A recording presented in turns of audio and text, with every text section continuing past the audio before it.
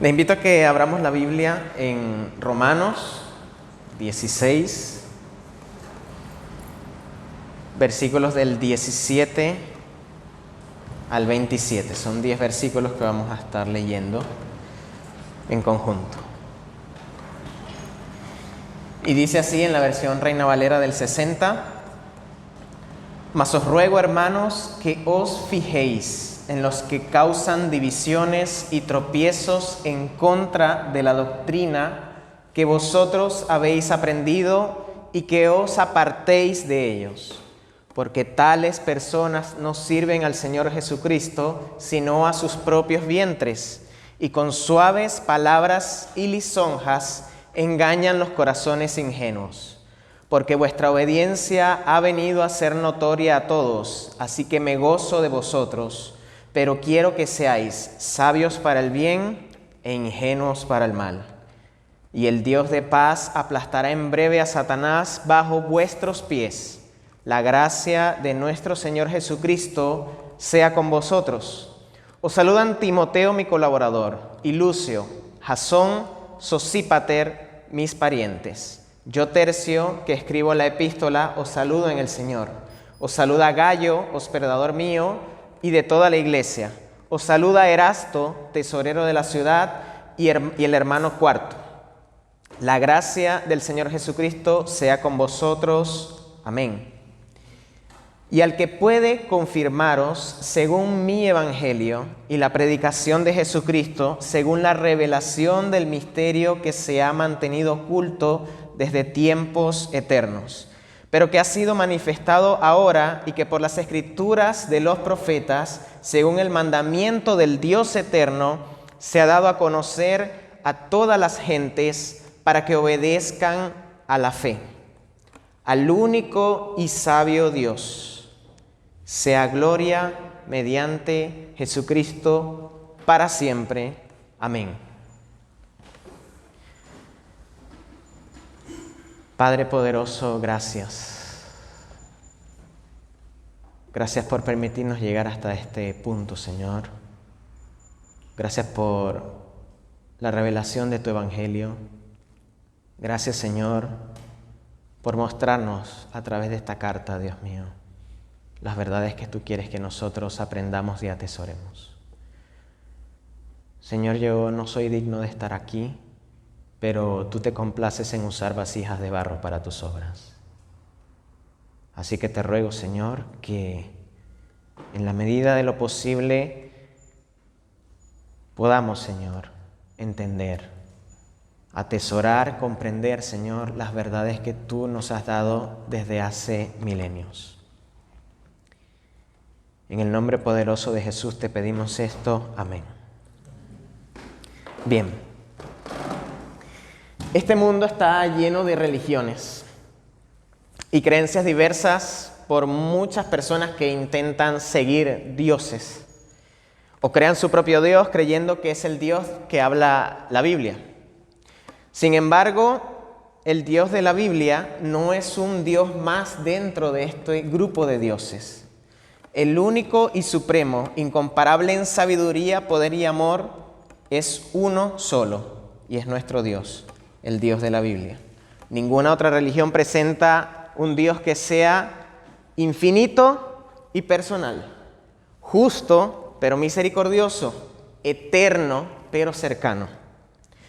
Y Dios ha decidido revelarse a nosotros no solo a través de la creación, que muestra su poder y divinidad, sino también mediante su palabra y de manera más plena en la persona de Jesucristo.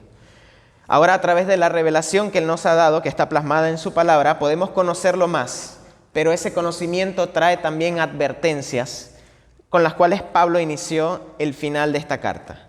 Así que nuestra predicación se llama El único y sabio Dios, y este primer punto se llama Conociéndolo más. Y está basado en los versículos 17 al 20, así que vamos a leerlo para tener el contexto de lo que vamos a hablar. Mas os ruego, hermanos, que os fijéis en los que causan divisiones y tropiezos en contra de la doctrina que vosotros habéis aprendido, y que os apartéis de ellos, porque tales personas no sirven al Señor Jesucristo, sino a sus propios vientres, y con suaves palabras y lisonjas engañan los corazones de los ingenuos.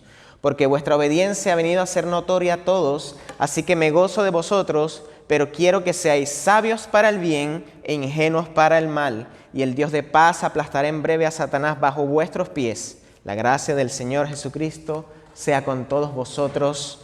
Amén. Esta parte final de la carta, Pablo inicia de una forma capaz diferente a la forma en que habíamos visto anteriormente. A diferencia como vimos en el capítulo 14 y 15, donde veíamos que Dios hablaba a través de Pablo, obviamente, acerca de que recibamos al hermano débil en la fe, aquel cuya conciencia no había sido informado en temas esenciales. Acá pareciera que nos está diciendo algo que va en contra de lo que habíamos escuchado o leído. Pero entonces, ¿cómo nosotros podemos hacer esta relación? Como un Dios que nos dice que somos un solo cuerpo y que debemos vivir en unidad, ahora nos dice que debemos apartarnos de algunas personas. La principal razón por la cual Cristo, el Señor Jesús, el Espíritu Santo, inspiró estas palabras al decir esto, es porque estas personas de las cuales se está hablando en el texto no son parte del cuerpo de Cristo. Y hay diversas advertencias hechas en la palabra acerca de este tema. Si nosotros, por ejemplo, vemos Gálatas 1 al 8 al 9, se los leo muy rápidamente, dice, mas si nosotros, vea cómo empieza, dice si nosotros, está hablando el autor refiriéndose a él mismo y a los que lo acompañan, si nosotros, o un ángel del cielo, refiriéndose a algo fuera de la dimensión que nosotros conocemos como Cronos, o esta dimensión que nosotros tenemos como tiempo y espacio, dice, y un ángel del cielo os anunciare un evangelio diferente del que os hemos anunciado, dice la palabra, sea anatema. Para el que no conozca la palabra anatema significa, o parafraseándolo, diría así, sea maldito. Y dice, como antes hemos dicho, vean que el autor vuelve y hace hincapié para poder recordar. Dice, también ahora lo repito, si alguno predica diferente evangelio del que habéis recibido, sea anatema. Primera de Timoteo 6, 3 al 5 dice, puede ser que algunas personas nos contradigan, pero lo que enseñamos es la sana enseñanza de nuestro Señor Jesucristo, la cual conduce a una vida de sumisión a Dios. Cualquiera que enseñe algo diferente es arrogante y le falta el entendimiento. Tal persona tiene el deseo enfermizo de cuestionar el significado de cada palabra, y esto provoca discusiones que terminan en celos, divisiones, calumnias y malas sospechas. Individuos como estos siempre causan problema, tienen la mente corrompida y le han dado la espalda a la verdad. Para ellos, mostrar sumisión a Dios solo es un medio para enriquecerse. Estas advertencias están en la palabra de Dios, hablando acerca de los falsos maestros. Con esto nos queda claro lo importante que es obedecer este mandato. Veamos que Pablo en estos textos, además de Romanos, usa un lenguaje muy fuerte y se refiere directamente a hablar de los falsos maestros de una forma directa, precisa, no da vueltas, va directo al punto a hablar acerca de los falsos maestros. Pero nos podemos hacer una pregunta, ¿cómo entonces identificamos a un falso maestro? Aunque no parezca, la respuesta se encuentra en el servicio. ¿Sí? La respuesta se encuentra en el servicio. Porque el texto que está citando Pablo dice que estas personas no sirven al Señor Jesucristo, sino a sus propios vientres. ¿Pero qué significa esto de vientre? ¿Será que sirven a su estómago y quieren comer, comer y comer? No pareciera tener mucho sentido de que los falsos maestros estuvieran por el mundo buscando comida. No tiene mucho sentido, ¿no? Lo que pasa es que en la antigüedad, en la cultura greco-romana, la palabra vientre, a la que se refiere Pablo cuando escribe la carta, hace alusión al comer, al beber, pero habla de los placeres físicos. Habla de la avaricia, del egoísmo y la vida centrada en la gratificación personal. El vientre, para los greco-romanos, representaba el centro de los impulsos romanos y las emociones descontroladas y los apetitos desenfrenados. Ahora tiene mucho más sentido porque Pablo decía que sirven a sus vientres. Es decir, un falso maestro siempre buscará, a través de sus falsas enseñanzas, glorificarse a sí mismo y no al Señor. Alimentar su placer en vez de morir cada día a su propio yo. Llenar a las personas de este mismo sentimiento. El texto nos dice que con suaves palabras y lisonjas engañan a los corazones ingenuos. Y cuando nosotros escuchamos este texto, nosotros tenemos que ser cuidadosos cuando escuchamos demasiadas adulaciones de una persona. Si nosotros escuchamos mucha adulación, mucha alabanza de una persona hacia nosotros, nosotros podemos caer en el error de autoexaltarnos a nosotros mismos creyendo estas adulaciones o el exceso de estas adulaciones. Porque vamos a terminar siendo exaltados nosotros y olvidando la obra que el Señor ha hecho en nuestras vidas. Desde el Edén nosotros hemos visto que Satanás ha torcido la palabra para tratar de llevar a un convencimiento de algo que no es la verdad. Y la palabra torcida no produce convicción, sino que produce confusión. Otras características que vemos de los falsos maestros es la falta de unidad. El texto nos dice que ellos no son parte del cuerpo de Cristo. Es por eso que si a los falsos maestros les interesa la comunión en sus hermanos, solamente lo harán para poder sobresalir y para poder hacer relucir su ego. Los falsos maestros se encuentran o viven cerca o quieren ser parte de la iglesia. Pablo no se está refiriendo a personas que tienen un dogma totalmente contrario a la palabra de Dios. Pablo está hablando a personas en la iglesia, de dentro de la iglesia, donde pueden existir estos falsos maestros. Es decir, él no está hablando de una religión diferente, él no está hablando de otra creencia totalmente distópica a lo que él está hablando. Él está diciendo literalmente, los falsos maestros están cerca de la puerta estrecha. Y cada vez que nosotros entramos a internet, hablamos con amigos, que nos encontramos con nuestro círculo de personas cercanas, que consumimos algún tipo de literatura, escuchamos a alguna persona, probablemente podemos encontrarnos con nuevas enseñanzas. Podemos encontrarnos con esta expresión de palabras frescas. No nos dejemos llevar. Y no simplemente escuchemos. Siempre pongamos a prueba las cosas a la luz de la palabra. Siempre.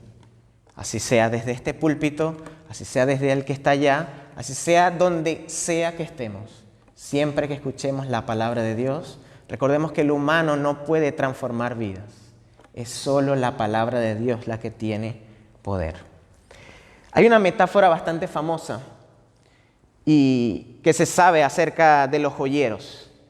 Y es que los joyeros aprendían mucho acerca de las características de los diamantes. Se dedicaban a aprender acerca del brillo, la calidad que tenían y los cortes de que estos diamantes verdaderos tenían. Y eso evitaba que ellos malgastaran tiempo intentando entender y comprender cada uno de los falsos diamantes que existían. Es decir, usaban todo su tiempo para conocer el verdadero en vez de buscar las características del falso. Con conocer al verdadero podían fácilmente encontrar uno falso. ¿Cómo nosotros sabemos que el agua está sucia o no es potable? Porque conocemos el agua limpia. ¿Cómo nosotros sabemos que la comida está podrida? Porque conocemos la comida que está en buen estado. ¿Cómo nosotros sabemos que un instrumento está afinado o que una persona canta afinada? Porque estamos acostumbrados a la afinación correcta. Es decir, siempre lo correcto está a la luz de poder verlo, pero lo incorrecto siempre causa una distorsión, siempre causa una incomodidad, siempre causa algo que puede llevarnos a pensar esto no está bien. Pero hay veces donde lo falso se parece muchísimo a lo verdadero. Cuando nosotros conocemos más a Dios a través de su palabra, nosotros entendemos lo invaluable de las enseñanzas, porque no se trata de conocer a Dios para que nosotros podamos buscar en cada uno de los sitios en internet de cada predicador, este es o este no es. Lo que Pablo nos está diciendo acá, porque recordemos que venimos de toda una carta, es decir, solo hay riqueza y gozo espiritual en un alma que conoce al Señor verdaderamente.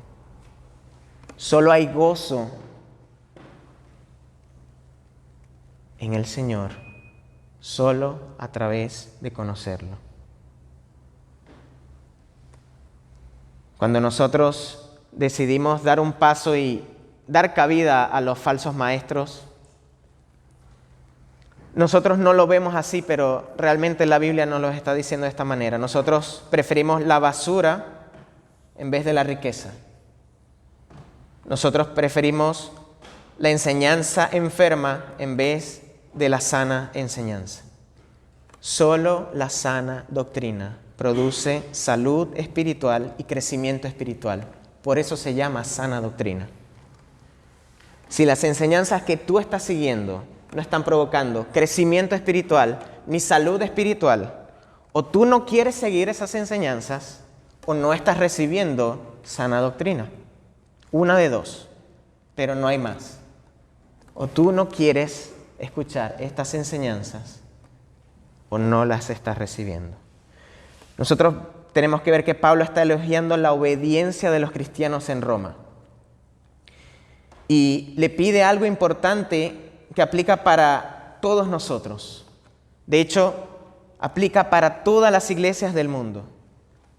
Ser sabios para el bien e ingenuos para el mal. Vamos a usar la última frase porque sabios para el bien creo que es algo muy fácil de entender. Ser sabios para el bien es desear tener sabiduría de las cosas buenas.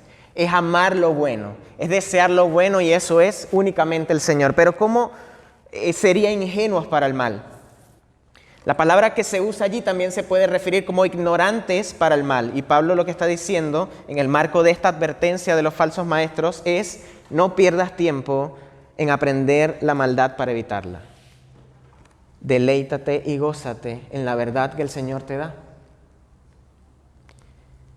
Y esto nos ayuda a ver cómo los joyeros de la antigüedad dedicaban tiempo para conocer los diamantes reales, porque valían mucho. De hecho, hoy valen mucho. Nosotros lo hacemos por algo que no es perecedero, no es una riqueza perecedera. Es el gozo y la paz que solo el Señor da a través de su palabra, a través de su conocimiento, a través de comprender la gloria de Dios a través de sus palabras. Nosotros no vamos a entender capaz el valor de conocer al Señor y de la facilidad que tenemos en nuestra era de poder acceder a una Biblia desde un teléfono, desde un libro, desde cualquier cosa. A los antiguos o a la iglesia primitiva esto era difícil de hacer y ellos valoraban mucho estas palabras, pero también juzgaban estas palabras para saber si lo que decían era correcto. Eso lo podemos ver con los hermanos de Berea en Hechos. Pero lo que sí comparten nuestros hermanos de la antigüedad y nosotros es que hay un gozo que no podemos describir. Como hablaba Gonzalo justamente en su testimonio. Hay un gozo, una paz, un conocimiento que solo Dios puede dar. No lo vamos a adquirir nosotros dedicándonos o queriendo hacerlo con nuestras fuerzas. Su Espíritu Santo nos ha capacitado para poder entender sus enseñanzas. Y cuando nosotros tenemos esas enseñanzas en nuestro corazón, producen un celo de no querer escuchar algo que va en contra de eso, porque entendemos el valor que tienen, entendemos lo invaluable que es y entendemos que no se puede piratear, no se puede igualar, porque el gozo eterno está solo en las palabras de Cristo. Recordemos que Pedro le decía a Cristo: ¿a dónde iremos si solo tú tienes palabras de vida eterna? Ahora que entendemos que tenemos el acceso a conocer al Señor y que Él ha decidido que nosotros lo podamos conocer y que solo hay gozo y paz conociendo al Señor y entendiéndolo, ahora nosotros podemos amarlo aún más. Por eso nuestro segundo punto se titula Amándolo más. Y se basa en los versículos del 21 al 24. Dicen así: Os saludan Timoteo, mi colaborador, Lucio, Jasón y Sosipater, mis parientes. Yo, Tercio, que escribo la epístola, os saludo en el Señor. Os saluda Gayo, hospedador mío y de toda la iglesia. Y os saluda Erasto, tesorero de la ciudad, y el hermano Cuarto. La gracia del Señor Jesucristo sea con todos vosotros. Amén. Una de las cosas que los falsos maestros pueden generar es la sensación de una falsa comunión, de una falsa unidad. Si Cristo no es el centro de nuestra unión como hermanos, esa unión no tiene una validez real, no es eterna, es efímera. Acá el texto nos muestra una verdadera unión de los hermanos que estaban junto con Pablo. En el inicio del capítulo 16 nosotros veíamos en la predicación pasada de Murilo, donde Pablo saludaba a los hermanos que no había visto, o sea, los hermanos que estaban a la distancia. Él enviaba saludos a esos hermanos a través de la carta, pero ahora aprovecha el momento para que los hermanos que estaban con Pablo pudieran saludar también a esos hermanos. En estos hermanos que estaban con él encontramos dos aspectos importantes. El primero es el deseo de ser iglesia con los que no conocemos. El deseo de ser iglesia con los que no conocemos. Es muy probable que estos hermanos no conocían a los creyentes en Roma como Pablo. O sea, Pablo tampoco los conocía, ellos muy probablemente tampoco lo conocían. Y a pesar de no conocerse, tenían algo importante que tenemos que ver. El vínculo que nos da ser iglesia no es algo que podemos comparar con el compañerismo que nos brinda el deporte, el estudio o una actividad extracurricular. La hermandad que hay en la iglesia de Dios va mucho más allá. Nos permite entregarnos por otros, a veces sin conocerles, nos da el deseo de conocer y poder ser parte del crecimiento espiritual de nuestros hermanos, nos permite incluirlos y hacerlos partes de nuestras conversaciones y vivencias y nos permite incluirlos aun cuando están aislados. ¿Cuántos de nosotros estamos haciendo eso? ¿Cuántos de nosotros estamos haciendo eso? Cuando hablamos de esto, de amar a los hermanos que no conocemos, rápidamente nosotros podemos pensar en hermanos de otra congregación. Y sí, tiene sentido que amemos a los hermanos de otras congregaciones. Pero ¿y aquí? ¿Y en el ahora? ¿Y en esta congregación? Si observamos nuestro grupo de amigos y las personas con los que hablamos al final del servicio, ¿son las mismas siempre? Si nos interesamos realmente por las personas nuevas o solamente queremos quedarnos con el grupo de personas con que hablamos habitualmente. Es una pregunta que deberíamos hacernos en cuanto al amor que debemos expresar a los hermanos de toda la congregación. Y ahora, para poder complementar esto y encontrar esta buena noticia que necesitamos, vamos a ver cómo eran los hermanos que acompañaban a Pablo. Primero tenemos a Timoteo. Vemos que Pablo se refiere a él muchísimas veces y otras veces lo llama su hijo por el amor que le tenía, porque Timoteo era literalmente la mano derecha de Pablo. Lucio y Jasón probablemente eran judíos. De Lucio no se conoce mucho, pero probablemente Jasón puede ser el hombre que fue perseguido por recibir a Pablo cuando estaba en Tesalónica, que podemos encontrar en Hechos 17 del 5 al 9. Sosipater puede ser Sópater de Berea, quien se menciona en Hechos 24 y que acompañó a Pablo en su tercer viaje misionero. Es posible que estos tres hombres sirvieran como representantes de las iglesias que les enviaron dinero a los judíos pobres cristianos en Jerusalén.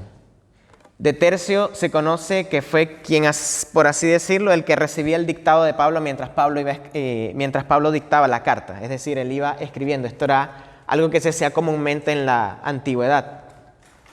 Gayo es probablemente la misma persona que Pablo menciona en 1 Corintios 1:14 y es un hombre que Pablo bautizó mientras estaba en Corinto. Pablo aparentemente se hospedaba en la casa de Gayo y lo describe como un anfitrión de la iglesia, quizás queriendo decir que era práctica habitual que Gayo recibiera a las personas de la iglesia en Corinto, es decir, que alguna parte de la iglesia o toda la iglesia se reunía en la casa de Gayo. Algo que también nos muestra es que los cristianos de la iglesia primitiva provenían de todos los niveles sociales y económicos de la sociedad, porque Pablo describe a un hombre llamado Erasto como funcionario de la ciudad. Y dependiendo de cómo nosotros interpretemos el término, esta persona podía ser un tesorero, un director de obras públicas o algún funcionario civil. Y por último se llama o habla del hermano llamado Cuarto. ¿Qué tenían en común estos hermanos? Además de que tenían un ferviente amor por el Evangelio, todos eran ofertantes y no demandantes. A todos se les describe como colaboradores de Pablo. Probablemente recibían correcciones, ánimos de Pablo, pero siempre estaban dispuestos a servir. Yo estoy totalmente seguro que estos hermanos no estaban allí porque Pablo les había prometido riquezas, honor, le había prometido no sé qué otra cosa terrenal. De seguro no. También estoy seguro que estas personas no estaban allí porque pensaran que iban a recibir eso. Porque si no, Pablo se refiriera a ellos como los negociantes en vez de los hermanos en Cristo. Porque si no estuvieran allí por recibir algún tipo de beneficio. Estos hermanos son un ejemplo del servicio no visible. El servicio no visible. Y es el servicio en el cual nosotros podemos, capaz no estar dirigiendo al frente, capaz no tocando un instrumento, capaz no en el sonido, capaz no de una forma en que los hermanos nos puedan ver, pero sí siendo ayuda del crecimiento espiritual de nuestros hermanos, sí siendo parte de las dificultades que están pasando, sí siendo parte de las cosas que les suceden, pero siempre siendo parte como alguien que da y no que va a pedir.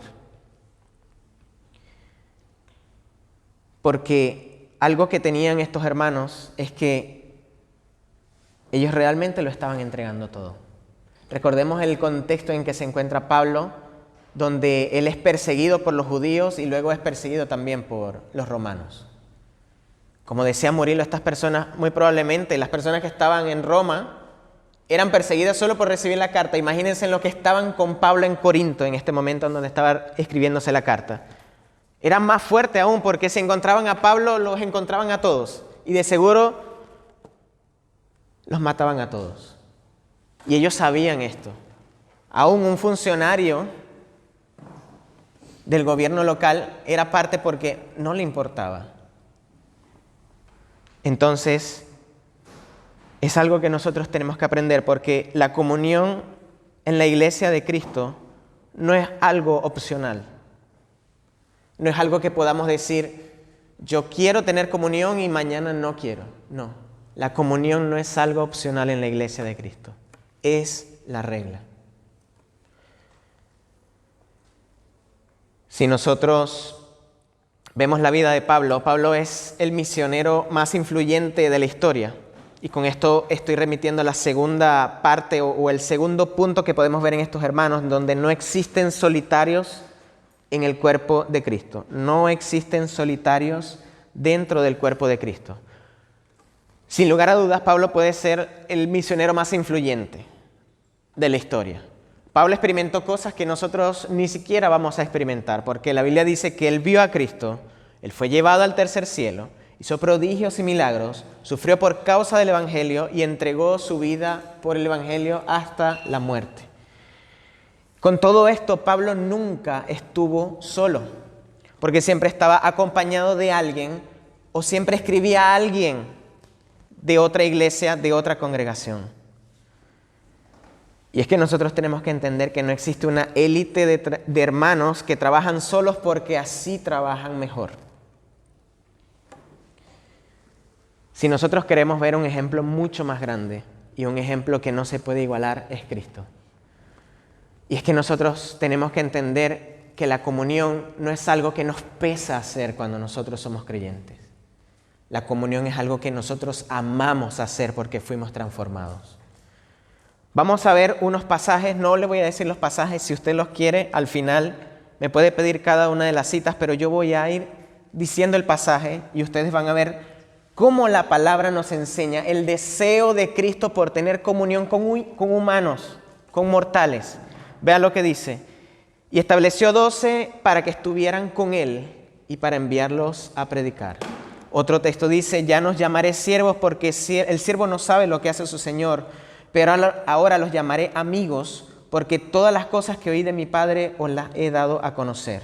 Y dice, mientras comía, tomó pan y lo bendijo y lo partió y dio a sus discípulos y le dijo, tomad, comed, este es mi cuerpo. Y a las multitudes las vio y tuvo compasión de ellas. Y al desembarcar vio Jesús una gran multitud y tuvo compasión de ellos. Entonces Jesús tomó los panes, habiendo dado gracias, los repartió entre los discípulos. Y aconteció que estando sentado a la mesa en la casa, he aquí muchos publicanos y pecadores que habían venido se sentaron junto a la mesa con Jesús. Cuando Jesús llegó a aquel lugar, le dijo, Zaqueo, date prisa, desciende, porque necesito ir a tu casa. Y esta parte final es una parte que nos enseña, no sé si decirlo incomprendible. No comprendible porque no tenga sentido. No comprendible porque, como decía la canción anteriormente, qué gran misterio es para mí que tu gracia vino a nosotros. Es un misterio para nosotros, como hemos predicado en Romanos, como un Dios que debería destruirnos tiene misericordia. Como un Dios que para ser justo simplemente extermina a la humanidad, pero decide entregar lo más preciado del universo, la sangre de su Hijo por nosotros, dice estas cosas. Dice, antes de la fiesta de la Pascua, sabiendo Jesús que su hora había llegado para que pasase de este mundo al Padre, escuche lo que dice, como había amado a los suyos, los que estaban en el mundo, los amó hasta el fin. La última es más impactante aún. Dice, Padre, los que me has dado, quiero que donde yo esté, también ellos estén conmigo.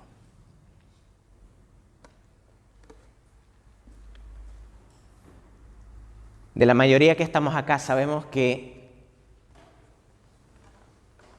Dios no necesitaba comunión con nosotros.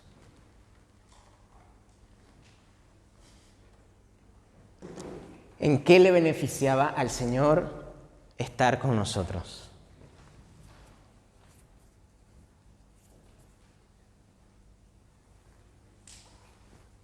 Que alguien me lo diga.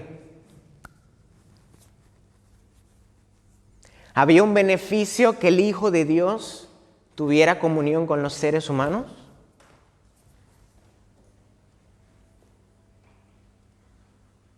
Habían consecuencias, pero decidió tomarlas. Cuando nosotros vemos que el poder que resucitó a Cristo de los muertos está en nosotros, nosotros firmemente podemos saber que podemos amar a los demás. Porque a pesar de que nuestra carne no quiera hacerlo, su espíritu nos fortalece para poder hacerlo. Porque si fuera en nuestra mano poder hacerlo, no lo haríamos. Solo su espíritu nos da poder para hacerlo. Entonces, sabiendo que tenemos su Espíritu Santo y sabemos que Cristo mismo decidió tener comunión con nosotros, entonces esta es una buena noticia para dar el primer paso. Porque solo dando el primer paso Él nos va a acompañar, a amar a los demás. Nuestro último punto se llama alabándolo más. Y está basado en los versículos 25 al 27 y dice así. Y al que puede confirmaros según mi evangelio y la predicación de Jesucristo según la revelación del misterio que se ha mantenido oculto desde tiempos eternos, pero que ha sido manifestado ahora, y que por la escritura de los profetas, según el mandamiento del Dios eterno, se ha dado a conocer a todas las gentes, para que obedezcan a la fe, al único y sabio Dios. Sea la gloria mediante Jesucristo, para siempre. Amén. Este es el punto central de este mensaje. Este es el final de la carta a los romanos. Y Pablo finaliza con expresiones de alabanzas a Dios, se conoce como doxología. Pero empieza diciendo, aquel que puede confirmarlo según mi evangelio. Refiriéndose al que el evangelio que presentó Pablo es el único y verdadero evangelio. No es que se refiere a que Pablo es el único que tenía en sus manos la verdad porque era Pablo. No, él está diciendo, este evangelio que yo les estoy predicando es el único y verdadero evangelio. Si hay otro después de este, no es un evangelio, no es el evangelio real. A eso se refiere cuando dice según mi evangelio. Y yo estoy seguro que Pablo no entendía la magnitud que tenía las cosas que el Espíritu Santo le estaba inspirando para que escribiera. Porque está diciendo al que puede confirmar según mi evangelio. Y estas palabras han pasado de generaciones en generaciones de iglesias para que nosotros pudiéramos leerlas. Y es que a lo que se refiere al que puede confirmarlos, podemos expresarlo en que se refiere que al Padre y en el Padre hay una certeza total de nuestra salvación. Es decir, Pablo está diciendo, ¿quién puede confirmarlo según el Evangelio? Solo el Padre, porque solo el Padre nos dará acceso a su gloria a través de su Hijo. Entonces él está diciendo que solamente el Padre puede confirmar este Evangelio que es el correcto. Es decir, en la seguridad que hay, en la justicia, que la justicia y la ira de Dios fueron satisfechas en la sangre y el sufrimiento de Cristo y que fuimos justificados por esa sangre. Ahora el texto final nos muestra la belleza de la revelación de Dios. Y me expreso de esta manera porque es difícil poder expresar con palabras la belleza, la magnitud de las cosas que Dios ha hecho desde que inició el mundo, desde que inició el universo hasta el día de hoy.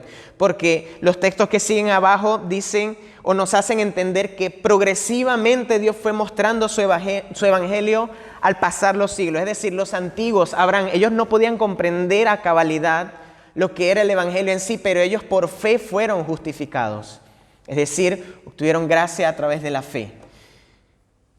Pero hoy nosotros podemos entenderlo a cabalidad, completamente. Nosotros podemos entender lo que significa el Antiguo Testamento a la luz de este Nuevo Testamento, en donde se nos muestra a Cristo empezando y se nos muestra toda la revelación de su Evangelio. Dios ya sabía que Adán iba a pecar. Dios sabía que los sacrificios de animales no iban a cubrir suficientemente los pecados y que su Hijo tendría que entregarse por los injustos para hacerlos justos. Pero ¿quieres saber algo? Dios ya había decidido hacerlo así. Solo un Dios todopoderoso y con todo el conocimiento podía crear un balance total y un plan perfecto para mostrarnos su gloria y que hoy podamos tener acceso a ella. Cuando Pablo dice al único y sabio Dios, es difícil compactar estas palabras solamente en este texto, porque él está concluyendo toda una carta. Nosotros hemos tardado 3 años en poder estudiar esta carta. Los hermanos de Roma lo leyeron de principio a fin. Cuando él se está refiriendo a la sabiduría de Dios, él está refiriéndose a la condensación de toda la carta y concluyendo qué sabio eres, Dios.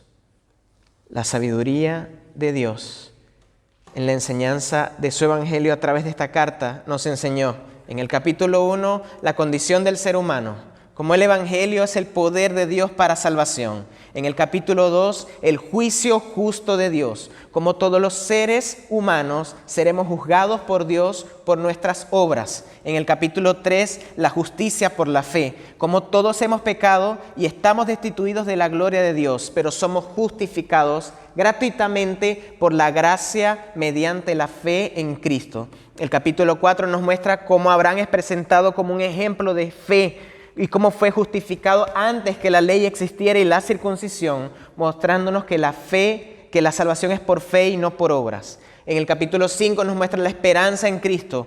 Por medio de Cristo tenemos paz para con Dios. En el capítulo 6 nos mostró la libertad del pecado y cómo los creyentes han muerto del pecado y deben vivir para Dios. En el capítulo 7 nos mostró la lucha contra el pecado y cómo la lucha interna del creyente en el pecado se libra todos los días. Y aunque la ley revela el pecado, no puede salvar y solo Cristo puede liberar al humano de esta esclavitud. En el capítulo 8 nos mostró la vida en el Espíritu, donde no hay condenación para los que están en Cristo y la seguridad de la salvación y la esperanza futura en la gloria de Dios. En el capítulo 9 nos mostró la soberanía absoluta de Dios y nos muestra cómo Dios es soberano en la elección de los suyos y cómo la salvación no depende de obras, sino de la misericordia de Dios y que Él tiene misericordia de quien Él quiere y de quien Él desea tenerla.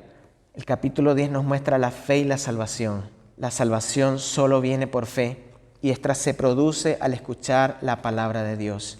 Y se nos muestra la responsabilidad de predicar el Evangelio. En el 11 nos muestra que cómo Dios escogió a su pueblo desde el principio de toda lengua y de toda nación. El 12 nos muestra la vida cristiana práctica y se nos exhorta como creyentes a ofrecer nuestros cuerpos en sacrificio vivo.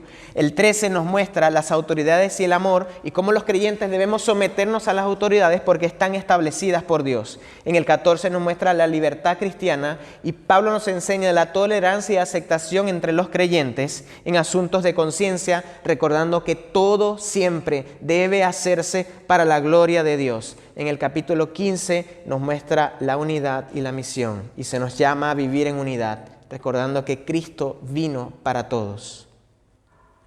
Y se nos muestra a través de Pablo el deseo que Dios tiene con la obra misionera. Y ahora termina el capítulo 16 mostrándonos el lazo inquebrantable de amistad en donde Cristo es el vínculo que permite que ese lazo nos una como iglesia. Pablo termina diciendo con esto: al único y sabio Dios. ¿Quién más podría hacer esto sino el Señor? ¿Y sabes por qué Dios ha mostrado esto a nosotros?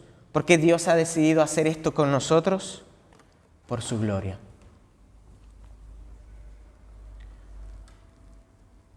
Porque el diseño original del ser humano fue glorificar al Señor. Mediante la caída nosotros fuimos destituidos de esa gloria, como lo dice Romanos 3:23. Pero solo a través del sacrificio de Cristo nosotros podemos ver a Cristo magnificado y exaltado. Nosotros podemos ver al Padre exaltado a través del Hijo. Nosotros ahora podemos ser parte de la gloria del Señor.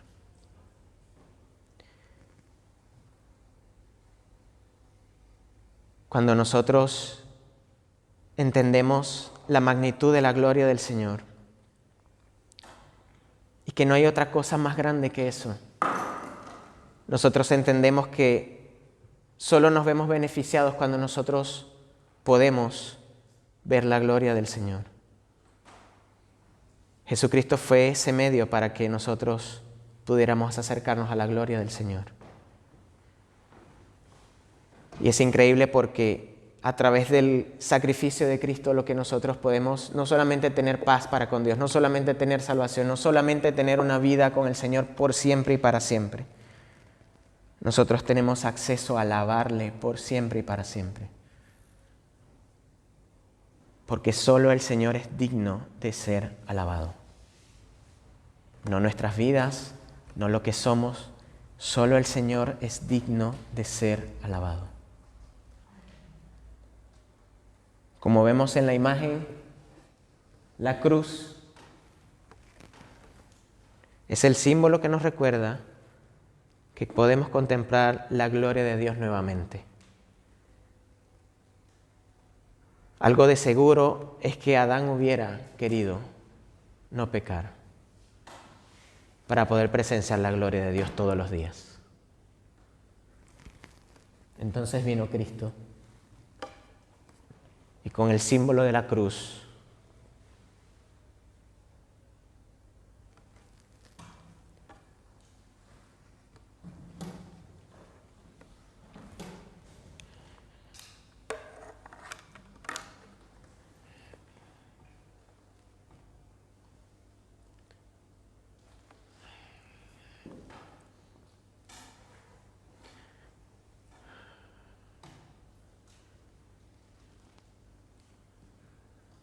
con el símbolo de la cruz,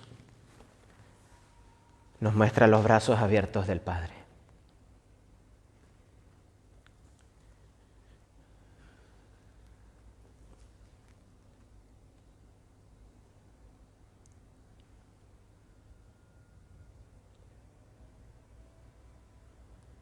Esta carta a los romanos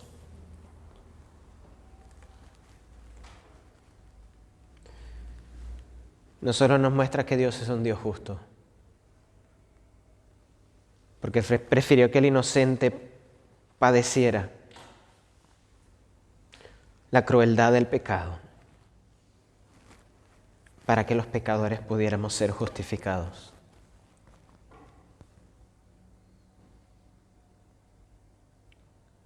Los brazos abiertos del Padre nos permiten ser parte de su gloria.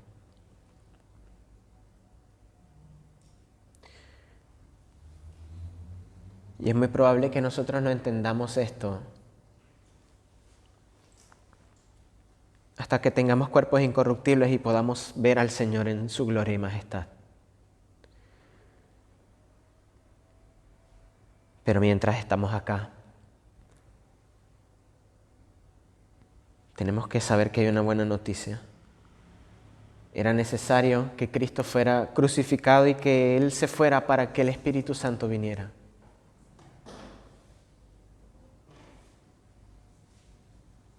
Porque solo el Espíritu Santo nos permite continuar adelante.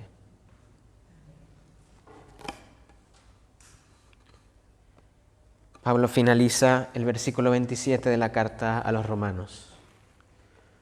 Al único y sabio Dios, sea gloria mediante Jesucristo para siempre. Amén. Poderoso Padre Celestial, gracias.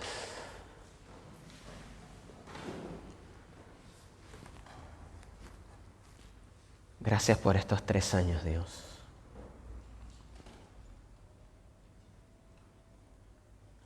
En que nos has mostrado tu gloria a través de la palabra, Señor.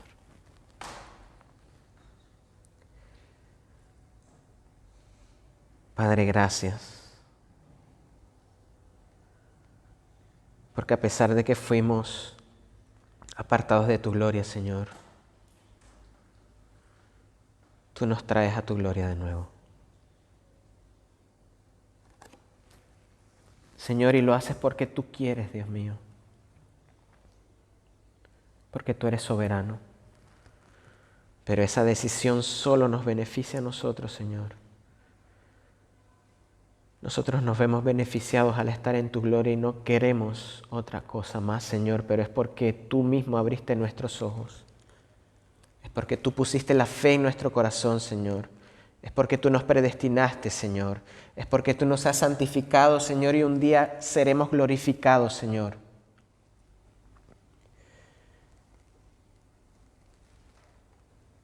Pero queremos agradecerte, Dios, porque no hay nadie en este mundo que tenga la sabiduría que tú tienes. No hay nadie quien sea digno de recibir la alabanza que tú solo mereces, Señor.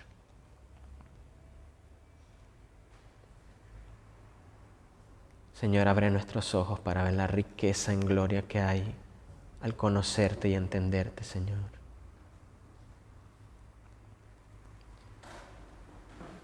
Ayúdanos, Padre, a seguir amándote, sabiendo que tú nos has capacitado a través de tu Espíritu para hacerlo, Señor.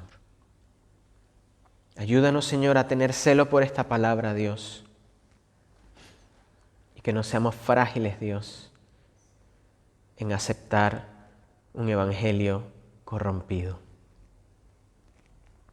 Ayúdanos a exaltarte con nuestra vida y a vivir para tu gloria, Señor.